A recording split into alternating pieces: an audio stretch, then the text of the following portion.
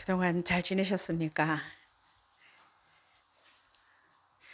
장로님 오랜만에 이렇게 건강하게 뵈서 반갑고 감사합니다. 오늘도 예배 오신 여러분 모두에게, 우리 모두에게 하나님이 큰 은혜 베푸시기를 간절히 바랍니다. 오늘 본문의 배경이 되는 지금 이 자리, 바리새인의 지도자의 식사 초대에 예수님이 참석해 있고 그 옆에 비슷한 부류의 사람들이 초대받아서 우아하게 앉아 있고 그 어느 옆에는 수정병 치유받은 사람이 어정쩡하니 서 있을 것 같은 그런 풍경을 한번 그려봅니다. 거룩한 땅, 성지라고 불리는 이스라엘에서 무차별 공격으로 대학살이 발생했고 어른아이 할 것 없이 많은 사람이 목숨을 잃었다는 소식을 우리가 들었습니다. 집집마다 문을 열고 그냥 총을 난사했다는 소식을 듣고 모두가 경악하고 정말 상상도 할 수 없는 일이죠. 그래서 그것을 성지라고 불러야 하나? 제가 한번 찾아봤습니다. 인터넷 어학사전에 성지라고 검색해 보니까 두 가지 의미가 나옵니다. 첫째는 종교의 발상지거나 종교적인 유적이 남아있는 곳. 두 번째는 거룩하고 성스러운 땅이라는 뜻인데 이스라엘은 홀리랜드는 아닌 것 같습니다. 예수님이 지금 죽음과 공포의 땅, 그 이스라엘, 갈릴리에서 예루살렘으로 가는 그 어느 즈음에 바리새인의 지도자 집에 초대를 받아 가셨습니다.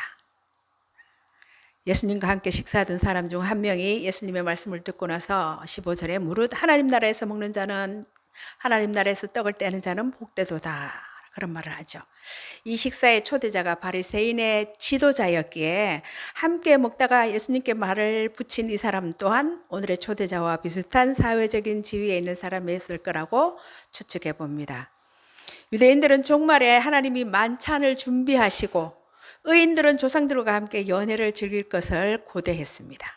아마 그는 14절에 묘사된 종말의 잔치에 참여할 의인 중에 자신과 지금 그 자리에 앉아있는 자들도 포함될 거라고 확신했을 것 같습니다. 그러나 예수님은 비유를 통해서 누가 만찬의 자리에 참석할 수 있는가에 대해서 말씀하시면서 앞에서 말한 사람처럼 자기 확신에 가득 찬 사람이 제외될 수 있음을 경고하고 계십니다. 16절부터 비유가 시작되는데요. 일반적으로 큰 잔치 비유는 예수님을 통한 하나님의 구원 사역을 설명하기 위한 것으로 해석됩니다. 16절부터 보면은요, 어떤 사람이 큰 잔치를 베풀려고 많은 사람을 초대했다. 큰 잔치를 연다는 것은 그가 부자라는 뜻이죠. 그러니 당연히 사회적 지위도 높았을 것이고 자신의 명성에 부합하는 비슷한 부류의 손님들을 초대했을 것이다. 큰 잔치기에 초대자는 손님에게 그날 다른 약속을 잡지 않도록 미리 사전에 시간을 알려주었습니다. 주인은 미리 예상 인원을 생각하고 잔치를 준비했을 거예요. 이제 잔치 시간이 다가오고 주인은 종들을 보내서 초청한 자들에게 잔치 준비가 다 되었으니 참석할 것을 요청합니다. 예수님의 비유 속에 손님들은 두 번 초청을 받습니다. 두 번 초대하는 것은 당시 관습이었다는데요. 첫 번째 초대는 예약을 위한 것이고 두 번째 초대는 잔치 시작을 알리는 것이었습니다. 그런데 뜻밖에도 처음에 초대를 수락했던 손님들이 모두 참석할 수 없다고 알려옵니다. 큰 잔치이므로 많은 사람들이 초대받았을 텐데 초대받은 모두 참석하지 않는 예상 밖의 일이 터지고 말았죠. 초대받은 자들은 다양한 이유를 대면서 참석을 거절해요. 그들의 세 가지 변명이 열거되는데요. 18절에 보면 다 일치하게 사양하여 한 사람은 이르되 나는 밭을 샀음에 또 한 사람은 이르되 나는 소 5결이를 샀음에 한 결이는 소가 2마리가 끄는 거니까 10마리를 샀다는 거죠. 또 한 사람은 이르되 나는 장가 들었으니 그러므로 가지 못하겠노라. 이들이 사전에 초대를 받았다면 분명 그 시간을 알고 있었을 건데요. 그런데도 그들이 초대에 응하지 않은 것은 초대자를 무시했다는 것이 됩니다. 그들의 변명이 밭과 소를 샀기 때문이며 또 한 사람은 결혼을 했기 때문에 라고 하는데요.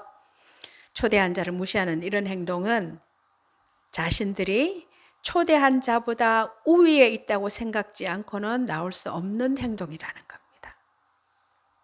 세 사람은 모두 소유와 관련된 일로 변명을 하죠.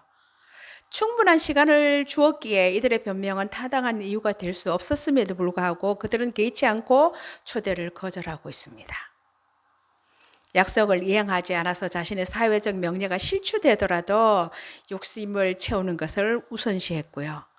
초대자의 입장에서 봐도 모두 초대를 거부하는 데서 오는 명예의 손상을 입었을 겁니다. 자신이 크게 준비한 만찬이 초대자들로부터 거부당했으니 초대자의 사회적인 체면도 많이 구겨졌을 거예요. 거절한 사람들은 모두 자신의 생각, 자기의 소견, 자신의 가치관, 자기의 인생관으로 볼 때 매우 지혜로운 선택을 한 것이라고 확신했을 거예요. 그들은 자신의 이유과 필요를 따라 선택하는 그간의 습관 그대로 행동한 것일 텐데 이들은 매우 어리석은 선택을 했습니다. 이런 태도는 결국 메시아 초대에도 그대로 드러날 것이기 때문이에요. 현실의 욕망을 채우기 위해서 가장 중요한, 정말 중요한 하나님의 잔치를 거절해 버릴 수 있기 때문입니다. 예수님은 비유를 통해서 하나님 나라의 영원한 가치를 외면하고 자기 유익을 추구하는 것을 지극히 합리적으로 여기는 사람들의 태도를 경고하고 계십니다. 예수님이 비유 후에 자주 하시던 말씀이 있습니다. 귀 있는 자는 들으라. 그 말씀이 생각납니다. 우리가 무대를 옮겨서 잠치 준비를 해놓았는데 거절당한 주인 집으로 다시 가보겠습니다. 잔치를 열고자 준비하는 주인, 모두 거절당한 이 주인 지금 어떻게 하고 있습니까? 잔치에 초대받은 자들이 참석을 거절했지만 주인은 잔치 자체를 포기하지 않았어요. 그리고 주인은 처음 초대된 사람들과 비슷한 부류의 사람들 중에서 다른 사람을 초대한 것이 아니라 대신 대가 풀 수 없는 가난하고 약한 사람들을 데려오라고 합니다. 21절에 보면 집주인이 노하여 그 종들에게 이르되 빨리 시내 거리와 골목으로 나가서 이런저런 사람들을 데려오라. 초대를 거절한 사람 대신 시내와 거리와 골목에 가서 사회에서 가장 소외된 자들, 가난하고 약한 자들을 불러오게 합니다. 주인이 거리와 골목으로 나가서 데려오라고 지목한 사람들은 그 당시 공동체 중에 하나인 쿰랑 공동체에서는요, 하나님의 백성이 될 수 없는 사람들이고 식사에 초대받을 수도 없는 부류의 사람들이었습니다. 다시 말하면 이들은 유대인들 중에서 죄인 취급을 받는 사회적인 약자들이었어요. 엄청 부자인 주인은 명예도 없고 돈도 없고 그냥 소모품에 지나지 않은 사람들을 초대합니다. 이들의 특징이라면 아무것도 자랑할 것이 없는 자들이라는 거예요. 또한 주체적으로 아무것도 할 수 없는 자들이라는 겁니다. 그들은 잔치 참여를 거절하지 않을 것은 물론이고 초대를 예기치 못한 특권으로 여기는 사람들일 겁니다. 그들은 자격이 없는 자들이고 이 은혜를 갚을 수 없는 가난한 자들입니다. 여러분 마태복음 5장 산산수훈 중에 팔복에서 첫 번째로 복 있는 자라고 말한 부류의 사람이 이들이 아닐까. 심령이 가난한 자는 복이 있나니 천국이 저의 것이며. 하나님 잔치에 들어간다는 말이죠.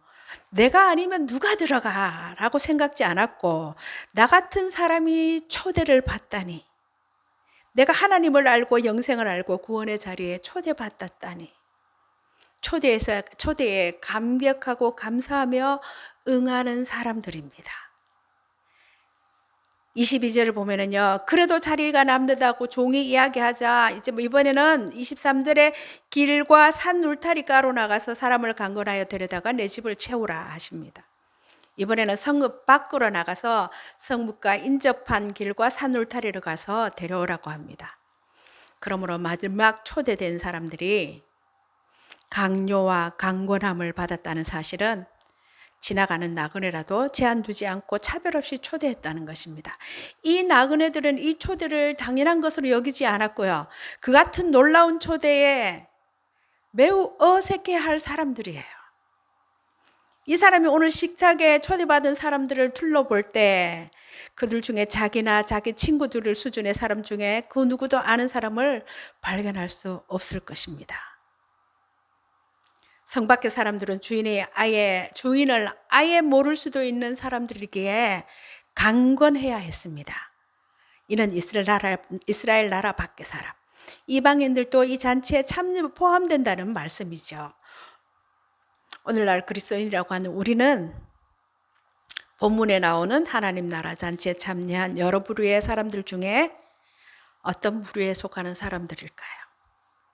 우리는 지금 어디쯤에 있는 사람들일까요? 아마 우리는 맨 처음 초대받은 사람들은 아니고, 두 번째도 제 생각에는 아닌 것 같고, 세 번째쯤의 사람, 강권하지 않으면 오지 않을, 초대한 주인이 누군데 내가 가. 오늘 예배하는 우리는 이쯤에서 초대받아서 감히 꿈도 꾸지 못할 잔치 자리에 앉게 된 복을 받은 사람에 속하지 않을까. 그러면서 예수님이 나중된 자가 먼저 될 것이라고 하시죠. 21절에는 거리와 골목이 성 안쪽의 영역을 뜻한다면 길과 산 울타리는 성 밖의 영역, 즉 외부인도 초대하라는 뜻입니다. 이는 유대인들만이 아니라 이방인들 또한 초대의 대상이 된다는 것을 누가가 이야기하고 있습니다. 우리는 누가복음이 이방인을 위한 복음서라는 것을 기억해야 합니다. 14장 15절에서 24절의 비유는 하나님께서 베푸시는 잔치에 언감생신 그런 잔치에 초대받을 것을 상상도 못했던 사람들, 그들이 초대를 받고 강건함을 받아서 참석하게 됩니다. 24절에 보면 내가 너희에게 말하노니 전에 청하였던 그 사람들은 하나도 내 잔치를 맛보지 못하리라 하였다 하시니라. 전에 청하였던 사람들은 자신을 하나님보다 우위에 둔 사람이고 또한 하나님 자리에 다른 것을 갖다 놓은 사람들입니다. 로마서 1장의 말씀이 오늘 초대를 거절한 사람들의 모습이 아닐까 그렇게 보여집니다. 로마서 1장 19절에서 23절입니다. 이는 하나님을 알만한 것이 그들 속에 보임이라. 하나님께서 이를 그들에게 보이셨느니라. 창세로부터 보이지 않는 것들, 곧 그의 영원하신 능력과 신성이 그가 만드신 만물에 분명히 보여 알려졌나니 그러므로 그들이 핑계하지 못할지니라. 하나님을 알되 하나님을 영화롭게도 아니하며 감사하지도 아니하며 오히려 그 생각이 허망하여져서 미련한 마음이 어두워졌나니 스스로 지혜 있다 하나 어리석게 되어 썩어지지 않는 하나님의 영광을 썩어질 사람과 새와 짐승과 기어다니는 동물 모양의 우상으로 바꾸었느니라. 즉 우상 숭배하는 자들입니다. 이런 자들은 하나님의 백성이 될 수 없다는 것을 누가복음이 지금 말하고 있습니다. 우리는 본문에서 초대한 주인을 하나님으로 해석할 수 있습니다. 여러분, 하나님보다 우위에 뭔가를 둔다는 것은 죄입니다. 현재 삶에서 돈, 권력, 명예, 눈에 보이는 것을 하나님 자리에 두는 것, 이것은 모든 죄들의 근원이 되는 우상 숭배입니다. 성경이 끊임없이 이야기하는 것이 우상 숭배하지 말라는 거죠. 이스라엘의 흥망성쇠가 우상 숭배로 하나님을 거절한 데서 이스라엘 역사는 모두 점철되어 있습니다. 우상 숭배는 우리가 섬겨야 할 하나님의 자리에 다른 것을 갖다 놓는 것을 말합니다. 우리가 우상 숭배라고 할 때 나무나 돌이나 자연물 이런 것들에게 절하는 것으로 생각하기 쉽지만 우상 숭배는 그런 게 아니라는 거예요. 그런 것도 포함되지만 예수님은 그 수준에서 얘기하고 계시는 게 아니죠. 오늘 말씀은 하나님 나라 잔치에 참여할 조건이 무엇인지 교훈합니다. 부활의 날에 주께서 주실 복에 대한 말씀을 듣고 그 말씀을 들은 한 사람이 그 나라 잔치에 참여하는 자가 복되다라고 맞장구를 치죠. 제가 생각할게요. 아, 이 사람은 그 잔치가 매우 흡족했는가와 예수님의 말씀이 흡족했는가 그런 상상을 한번 해봅니다. 그는 아마 하나님 나라에 당연히 들어갈 것이라고 확신했던 전형적인 유대인일 것이라고 봅니다. 하지만 예수님은 잔치 초청을 거절한 세 사람의 예를 들면서 이스라엘의 그릇된 확신에 도전을 하시고 그들이 전혀 기도하지 못한 자들이 들어갈 것이라고 말씀하고 계셔요. 여러분 이런 얘기 들어보셨죠? 천국에 가면 두 번 놀랄 거라는 거죠. 두 번 놀랄 거라고 합니다. 한 번은 꼭 천국에 올 것이라고 생각했던 사람이 안 보여서 놀라고, 또 한 번은 전혀 예상하지 못한 사람이 천국에 보여서 놀라고, 그래서 천국 가면 두 번 놀랄 것이라고 많은 그런 얘기를 합니다. 구원을 위해서 필요한 것은 나의 확신이 아니라 구원이 주님이 원하시는 조건에 부합하는 반응이에요. 내가 뭘 해서가 아니죠. 내 확신이 아니라는 겁니다. 유대인들이 그렇게 확신했던 그 자리, 우리 조상이 누군데 내가 아니면 그게 아니라는 거예요. 여러분 처음부터 자기 부정이 필요 없을 만큼 의로운 자도 없고 처음부터 제외되기로 작정된 자도 없습니다. 오늘 말씀을 요약해 보면은요, 먼저 하나님 나라 잔치를 거절한 자들의 이야기가 나오죠. 잔치에 초청받고도 제각각의 이유를 대면서 거절하는데요. 저마다 그럴듯한 이유를 제시하지만 사실은 이 잔치와 잔치의 가치와 의미가 자신의 재산과 가족보다 하찮다는 것을 말하고 있을 뿐이에요. 그는 하나님 나라의 부요함을 모르는 사람이고 그 나라 왕이 어떤 분인지 모르는 사람입니다. 하나님 나라는 인간의 계산으로는 비교 불가의 복이 임하는 나라인 것을 모르는 사람이에요. 여러분 한 집에서 밥을 같이 먹는 사람을 식구라고 하죠. 하나님 나라 잔치는 언약식 백성 식구들의 화목과 기쁨의 상징입니다. 하지만 모든 사람들이 참여하는 것은 아니에요. 언약 백성은 철저히 그분과의 관계성에 기반하고 있습니다. 감히 하나님을, 감히 신을 아버지라고 부르는 사람들. 그러면 누가 들어갈 수 있으며 어떻게 들어갈 수 있을까요? 먼저는 하나님의 초대로 그 나라 잔치에 참여가 가능하게 되었습니다. 하나님은 우리의 의로움 때문이 아니라 예수님을 통해 식구로 받아들일 문을 열어놓으셨습니다. 신체 온전함과 신분과 민족과 상관없이 받아주시는 분입니다. 여전히 우리에겐 자격이 없지만 그렇게 하시는 거예요. 그것을 우리가 긍휼과 은혜라고 말합니다. 누가 들어갈 수 있으며 어떻게 들어갈 수 있을까요? 하나님의 초대가 있기에 들어갈 수 있고 하나님의 초대에 응할 때 들어갈 수가 있습니다. 그래서 초대에 응하라는 것입니다. 하나님의 은혜를 거절하면 잔치집에 못 들어갑니다.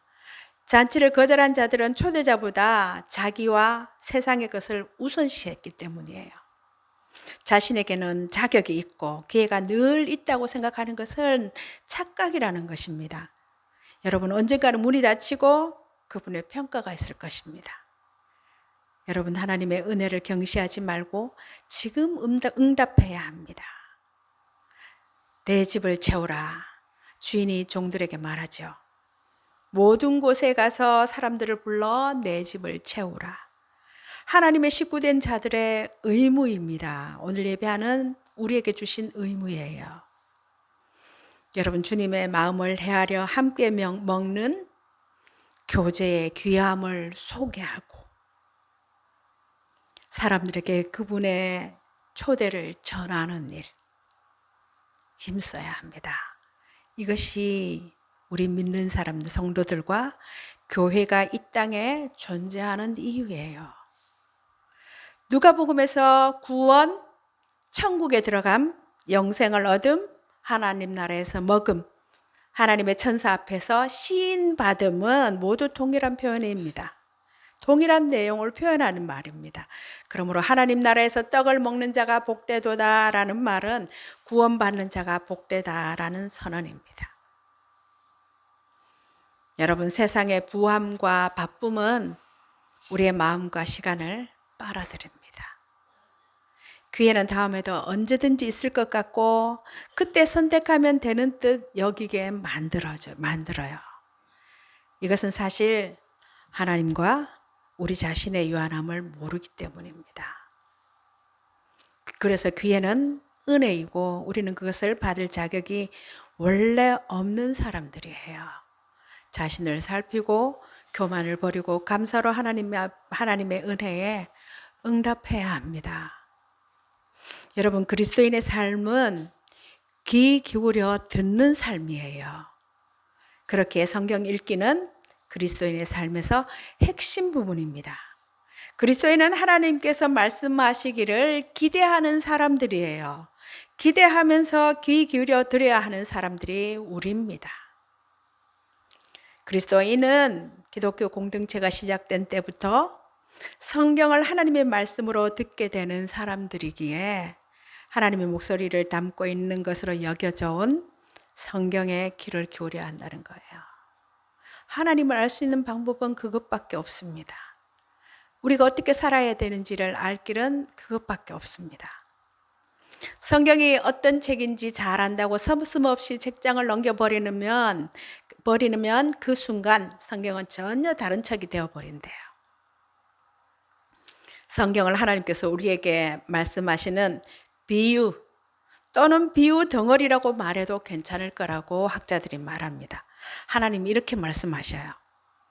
이것은 사람들이 어떻게 내 말을 듣고 나를 이해하고 내게 응답했는지를 보여주는 이야기다. 사람들이 어떻게 내 말을 듣고 나를 이해하고 내게 응답해 주는지를 보여주는 이야기다. 이것은 내가 그들에게 준 선물이고 이것은 그들이 보인 응답이다. 이 이야기에서 너는 어느 쪽이냐?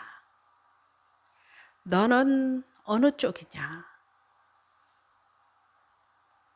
성경 전체는 우리 자신을 새롭고 좀 더 바르게 보게 해서 새로운 세상으로 이끄는 초청이고 선물이자 도전입니다.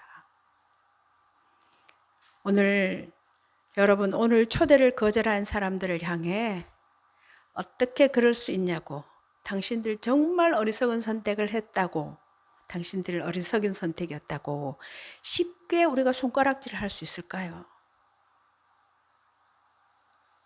우리는 성경 이야기를 통해서 하나님의 뜻을 헤아리고 자신을 발견하고 나가서 내가 선 곳이 어디인지 물을 수 있어야 합니다. 하나님, 제가 하나님이 원하시는 삶을 제대로 살고 있는 것 맞습니까? 라는 질문이요. 여러분, 성경 전체에 비추어서 우리가 고대 이스라엘 사람들보다 지금 성경에 나오는 예수님 당시에 이 사람들보다 더 신실하게 더 큰 사랑으로 하나님께 응답하고 있다고 말할 수 있을까요?